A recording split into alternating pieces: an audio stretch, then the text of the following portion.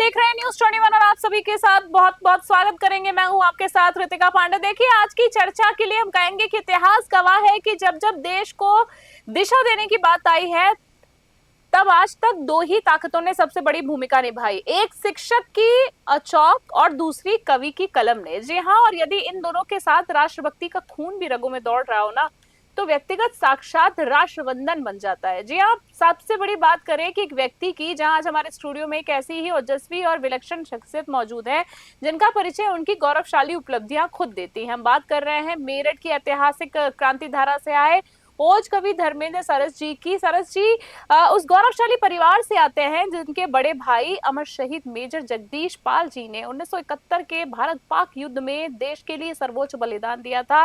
इस पारिवारिक संस्कार को समेटे धर्मेंद्र जी आज शिक्षा विभाग में एक सरकारी शिक्षक के रूप में देश का भविष्य संवार रहे हैं और साथ ही राष्ट्रीय शिक्षक महासंघ मेरठ के जिला संयुक्त महामंत्री के रूप में भी अपनी सेवाएं दे रहे हैं। पर सबसे बड़ी बात है, इन खास मेहमान को पहुंचाने तक हमारे साथ अदिति चंद्रा, जो कि हमारे यूपी, जी हाँ, उत्तर प्रदेश की स्टेट हेड है अदिति चंद्रा जी।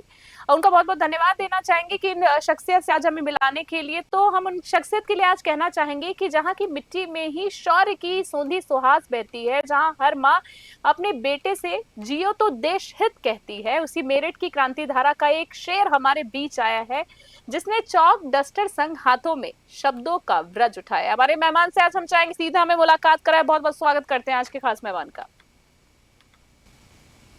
सर, आपको सबसे पहले धर्मेंद्र जी बहुत बहुत नमस्कार करेंगे, बहुत बहुत स्वागत करेंगे आज की हमारी विशेष चर्चा में। नमस्कार धर्मेंद्र जी। धर्मेंद्र जी, बहुत ही खूबसूरत हम कहेंगे आज की चर्चा होने वाली है। मैं शुरू में कहना चाहूंगी क्योंकि इतनी खूबसूरत एक आपकी, अगर मैं परिवेश की बात कर लूं, आपके इतिहास की, परिवार की बात कर लूं, वाकई में गर्व होता है जब आप जैसे शख्सियत हमारे स्टूडियो में आते हैं, हमसे मिलते हैं, हम बातचीत करते हैं हमसे। सरस जी, शुरुआत ही मैं करना चाहूंगी जैसे कि मेरठ की इस ऐतिहासिक क्रांति धारा से जब आप निकलते हैं और देश के बड़े बड़े मंचों पर महाकवि हरिओम पवार जी, क्या सुदेश यादव जख्मी जी के साथ खड़े होकर जब आप ओल की दहाड़ लगाते हैं, तो उस वक्त पंडाल में जो तालियां की गड़गड़ाहट होती है और युवाओं का जोश होता है, उस रॉकेट वाली एनर्जी को आप खुद कैसे महसूस करते हैं? मंच पर चढ़ते ही कौन सी बिजली है जो आपके भीतर कौन जाती है? को प्रणाम करता हूँ और आपको भी प्रणाम करता हूँ कि ये मेरठ की क्रांति भरा है, यहाँ के थोड़े थोड़े में ओज भरा हुआ है और ये ओज यहाँ की मिट्टी, यहाँ की सोंधी मिट्टी की खुशबू और यहाँ का जो आबो हवा है उसमें एक क्रांति की ज्वाला। मैं समझता हूँ कि हर व्यक्ति के मन में वो चीजें रहती हैं, कोई उसको प्रस्फुटित कर लेता है और किसी के मन में गति कर जाती है। और एक कवि होने के नाते मैं समझता हूँ कि मैं उस चीज को महसूस करता हूँ और ये महसूस करना लगभग ये समझ लीजिए कि बचपन से ये चीजों को महसूस करता रहा हूँ।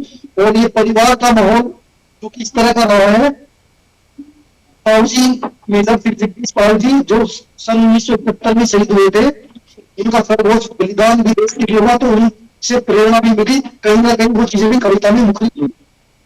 बहुत ही खूबसूरत तरीके से आपने की व्याख्या की, किस तरह से कह सकते हैं, बड़े खूबसूरत जवाब आपने कम शब्दों में जो हमें दिए हैं। बिल्कुल, बहुत बड़ा हाथ है उनका बलिदान, हम नमन करते हैं उन महान शख्सियत को। सर, अब मैं थोड़ी सी शुरुआत ही, चलिए हम एक एक स्टेप बाय स्टेप आपसे बातचीत करेंगे। अब मैं सबसे पहले सवाल करना चाहूंगी पारिवारिक विरासत और शहादत के बारे में। जैसे कि आपकी रगों में ये ओज यूं ही नहीं है, जैसे कि आपने भी कहा आपके ताऊजी अमर शहीद मेजर जगदीश पाल जी ने 1971 के युद्ध में देश के लिए सर्वोच्च बलिदान दिया था। एक साधारण कृषक परिवार के उस बच्चे के लिए जिसने बचपन से ही घर में शहादत की कहानियां सुनी हो, कविता सिर्फ शौक थी आपकी या आपके शहीद ताऊजी के शब्दों की श्रद्धांजलि थी? क्या माने? ये तो कहा जा सकता है कि पारिवारिक जो माहौल होता है उसमें, क्योंकि ताऊजी ने अपना पूरा जीवन देश के लिए होम कर दिया, तो वो चीजें बचपन में सुन के आए, तो उसको साथ साथ में एक अपना रुझान था काव्य के प्रति, रुझान वो बचपन से बन गया। और उसको जो हवा दी, वो जब मैं 9th क्लास में आया तो हमारे एक सर हुआ करते थे डॉक्टर महावीर प्रसाद द्विवेदी जी, उनके सानिध्य में आने के बाद ये चीजें और आगे बढ़ी और इनमें निखारा चला गया, जिसको चूंकि यह एक क्रांति धारा के साथ साथ कवियों की भी धारा है, तो यहाँ मुझे उस तरह का वातावरण खाद पानी मिला और ये चीजें आगे बढ़ती रही। और डॉक्टर सुदेश यादव दिग्गज जी जो मेरे गुरु जी भी हैं, सुदेश लक्ष्मी जी भी उनका नाम है, तो उनसे मुझे बहुत प्रेरणा मिली और उत्तरोत्तर की तरक्की होती चली गई और आज आपके सामने हूँ। बहुत बढ़िया सर, हम बहुत शुभकामनाएं देना चाहेंगे, दीर्घायु हो आपकी और ऐसे ही आप राष्ट्र सेवा करते रहें। आप अपनी कविता के माध्यम से, मैं कहूंगी अपने ज्ञान के माध्यम से ये राष्ट्र सेवा ही कर रहे हैं, लोगों को जागरूक कर रहे हैं, वो भी बड़ी खूबसूरती से, युवा पीढ़ी को भी। चलिए ठीक है, अब हम शुरुआत करते हैं एक दो सवालों की और फिर हम और विस्तार से बात करेंगे। जैसे कि विज्ञान और साहित्य का अनोखा संगम की बात करें, कॉम्बिनेशन की मैं बात करूं, मेरा सवाल उसी से जुड़ा है। आपकी प्रोफाइल देखकर लोग चौंक जाते हैं, MSc geology, MA education, BEd, CTET, विज्ञान का क्षेत्र जो लेबोरेटरी और लॉजिक ढूंढता है। फिर आपके भीतर ये भावनाओं और अंगारों का कवि कैसे जाग गया? क्या विज्ञान की तार्किकता आपकी कविताओं की ओर धार देती है, और ज्यादा धार देती है कविताओं को? दोनों चीजें दूसरे का पूरक बन गई। बिल्कुल। विज्ञान और कविता एक दूसरे के पहलू हो प्रैक्टिकल सकते हैं। सर, एक प्रैक्टिकल और विज्ञान एक में इमोशनल। हाँ, जिस तरह से विज्ञान में हम बारीकी में जाते हैं, उसी तरह से कविता में भी हम एहसासों के अंदर पहुंच जाते हैं, तो वो भी विज्ञान में उसमें सहायक ही होगा कहीं ना कहीं। जी जी सर, बिल्कुल धर्मेंद्र जी, आपने कहीं ना कहीं इसको बात को भी आपने बहुत अच्छे से एक्सप्लेन कर दिया कम शब्दों में। जैसे बच्चों की कहकार और मंच पे अंगारों की अब मैं बात करूं, द बैलेंस की अब मैं बात करना चाहूंगी, क्योंकि आपके प्रोफेशन से जुड़ा मेरा अगला सवाल है। आप दौराला मेरठ के कंपोजिट विद्यालय में एक सरकारी शिक्षक भी हैं और संगठन में जिला संयुक्त महामंत्री भी हैं। एक तरफ क्लास में बच्चों को कोमलता से पढ़ाना और दूसरी तरफ मन से व्यवस्था और दुश्मनों पर शब्द बाण चलाना। एक शिक्षक और एक ओजस्वी कवि की इन दोनों भूमिकाओं में आप तालमेल कैसे बिठाते हैं सर? थोड़ा सा चाहूंगी एक्सप्लेन करें इस चीज को। इसमें कोई बहुत बड़ी बात नहीं है, क्योंकि जब हम बच्चों से मिलते हैं तो अपने लेवल को बच्चों के स्तर तक ले आते हैं, और जब हम मंचों पर होते हैं तो उसका विराट रूप हो जाता है। वो चीज वही है, लेकिन वो एहसास जब बच्चों के साथ होते हैं तो बच्चों में बच्चे बन जाते हैं, और जब मंच पे होते हैं तो एक कवि जाग जाता है, मिल जाता है।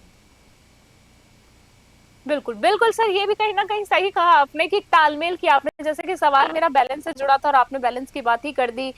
आपसे एक सवाल ये भी साथ में मैं जानना चाह रही थी, जैसे कि आपने इस बात को तो बहुत ही अच्छे तरीके से एक्सप्लेन कर दिया। जैसे दिग्गजों के सानिध्य आपको खूब मिला है, मंच का सफर आपका लंबा रहा है। अब आपकी अचीवमेंट से जुड़ा, लेगेसी से जुड़ा मैं थोड़ा सवाल करना चाहूंगी। पहले तो लेगेसी पे आऊंगी।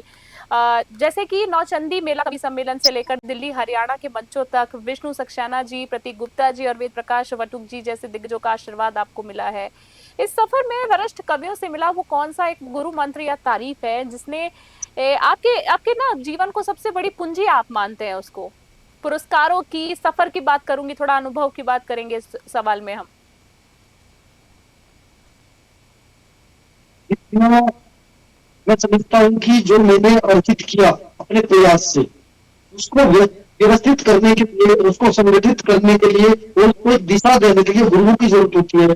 तो ऐसे मेरे गुरु जी सुदेश यादव दिग्गज जी जो है, सुदेश लक्ष्मी जी, उनका बहुत बड़ा हाथ मेरे सर पर रहा है, और उन्होंने मेरे को एक सही मार्गदर्शन किया, और उस मार्गदर्शन के चलते एक प्रभाव बन गया काव्य का, और वो आगे बढ़ता जा रहा है। उनका आशीर्वाद ऐसी सिर पर बना है। मैं कहता हूँ कि गुरु ब्रह्मा गुरु विष्णु गुरु साक्षात ब्रह्म तस्मै श्री गुरुवे नमः, ऐसे गुरु को सत वंदन और वंदन करता हूँ, और उनका ये आशीर्वाद मेरे सब पर है। और मैं एक चीज बीच में बताना चाहूंगा, वेद प्रकाश वटुक जी बहुत महान कवि है, बड़े कवि है वो। विष्णु सक्सेना जी बहुत बड़े कवि है, और प्रतीक गुप्ता जी मेरे गुरु भाई है। सुरेश यादव दिग्गज जी उन्होंने शिक्षा दी है काव्य, और उनके बहुत ही खूबसूरत सर, बहुत एक अच्छी लेगेसी मैं कहूंगी इस चीज को। आपके ऊपर बहुत परमपिता परमेश्वर माँ सरस्वती का आशीर्वाद है बना रहे। दो सवालों में आखिरी में आज की चर्चा में जानना चाहूंगी, जैसे कि अगर मैं आपकी अब मीडिया और कल्चर की बात करूं, टीवी और सांस्कृतिक चेतना, आकाशवाणी की बात करूं, जैसे कि आकाशवाणी नजीबाबाद से भगवान श्री राम और श्री कृष्ण गोवर्धन पर आपकी रचनाएं प्रसारित हुई। सरधम संगम की अगर मैं बात करूं तो लाइव कवरेज हुआ। ऐसे अनेक है। आज के रील्स और शॉर्ट्स के दौर में जब युवा आप अपनी जड़ों से कट रहा है, तब आप अपनी कविताओं के जरिए भारतीय दर्शन और सनातन संस्कृति को उन तक कैसे पहुंचा रहे हैं, ये जानना चाहूंगी सर, क्योंकि सोशल मीडिया हाईटेक जमाना हो गया है सर। देखो मैम, इसमें सोशल मीडिया होना, आकाशवाणी, दूरदर्शन, ये सहयोगी हो सकते हैं, लेकिन सबसे मूल जो चीजें हमारे परिवारों का एक माहौल होता है, हमारे परिवारों का माहौल कैसा है। हमारे घर में रामायण हुआ करती थी, महाभारत होती थी, और हमारे वेद दर्शन उपनिषद और ऐसी आठ द्वारा हम अपने बच्चों को उन संस्कारों को पीढ़ी पर पीढ़ी पहुंचा सकते हैं, यदि हमारे घर में वो संस्कार आज जीवित हैं, क्योंकि वो न्यून होते जा रहे हैं। तो उस न्यूनता को बढ़ाने के लिए हमें परिवारों को थोड़ा बहुत क्रिएट करना होगा। उसमें एक शिक्षा हुआ करती थी, लेकिन दुनिया नहीं करना पड़ेगा, और मेरी पिता की अच्छी होती है, और कि बच्चों को, आने वाली पीढ़ी को, नवोदित पीढ़ी को सीखने को मिले, और उनके विचारों पर संस्कार को हो सके, वो एक नव भारत का, एक ऐसे भारत का निर्माण कर सके जिसकी कल्पना हमारे पूर्वजों की थी, तो ऐसा भारत ही और ऐसा फिर से पुनर्स्थापित हो सके। बहुत ही खूबसूरत सर। अब एक आखिरी सवाल आज की चर्चा का मैं आपसे जानने चाहूंगी, जिसमें मैं आपके अपकमिंग प्रोजेक्ट्स यानी फ्यूचर प्रोजेक्ट्स की बात करेंगे। जैसे कि आपके आने वाली किताब की फिलहाल मैं यहाँ बात कर रही हूँ, नाम है सरस क्रांति धरा। इस किताब के जरिए आप समाज में क्या क्रांति लाना चाहते हैं, और चलते चलते हमारे दर्शकों के लिए इस किताब की या आपकी पसंदीदा कोई दो पंक्तियां, अब इतने बेहतरीन नहीं सर, कविता के बिना, दो पंक्तियों के बिना आज कैसे पूरा हो सकता है आज का सेशन। आखिरी सवाल आपसे, और मैसेज भी कोई। पहले तो चाहूंगी एक हमारे दर्शकों को मैसेज, और फिर पंक्ति। मेरा राष्ट्रीयता के प्रति एक बहुत बड़ा, मेरा जीवन ही राष्ट्र के लिए समर्पित है, और मेरी काव्य कविताएं हैं, रचनाएं हैं, उनमें भी राष्ट्रवाद बिल्कुल आपको झलकता हुआ दिखाई देगा। और ये भारत के पुनर्निर्माण की रूपरेखा में अपनी कविताओं में तैयार कर रहा हूँ, और उसको मैं चाहता हूँ कि उसका प्रचार करूँ कविताओं के माध्यम से, और हमारी पेचा और जो हमारी सोनी देश की भक्ति है उसके कविताओं के द्वारा उसको पुनः जागृत किया जा सके, और देश की क्रांति धारा से एक और सूत्रपात क्रांति का हो, और वो क्रांति होगी कि फिर से देशभक्ति का जज्बा जन जन के अंदर जागृत हो। क्योंकि यदि हमारे अंदर देशभक्ति नहीं है तो हमारा जीवन निर्भरता है, क्योंकि भगवान श्री राम ने कहा कि जननी और श्रेष्ठ दबी जैसी अपनी स्वर्ग नहीं लगता है कि माता और मातृभूमि जो है और स्वर्ग से भी बढ़ता है। इसलिए वही जो देश है, वही लक्ष्य है, मैं कविताओं के साथ कर रहा हूँ, और मेरी कविता की पंक्तियां जैसा कि आपने जिक्र किया भगवान श्री राम को समर्पित है। तो मैं आपके सामने प्रस्तुत करना चाहता हूँ। इस कलयुग का कल्याण बस राम तुम ही कर सकते हो, इस कलयुग का कल्याण बस राम तुम ही कर सकते हो, और पितृ वचन के लिए बलों में राम तुम ही कर सकते हो। कलयुग का कल्याण बस राम तुम ही कर सकते हो, राम तुम्हारा नाम सब अब सब उतार चलाता है, और किस पर राम लिखा होता पत्थर भी उड़ जाता है, ये पत्थर भी तर जाता है। और धर्म की रक्षा के हेतु बांध दिया सागर पर से तू, ये काम तुम ही कर सकते हो, इस कलयुग का कल्याण बस राम तुम ही कर सकते हो। बहुत ही बेहतरीन सर।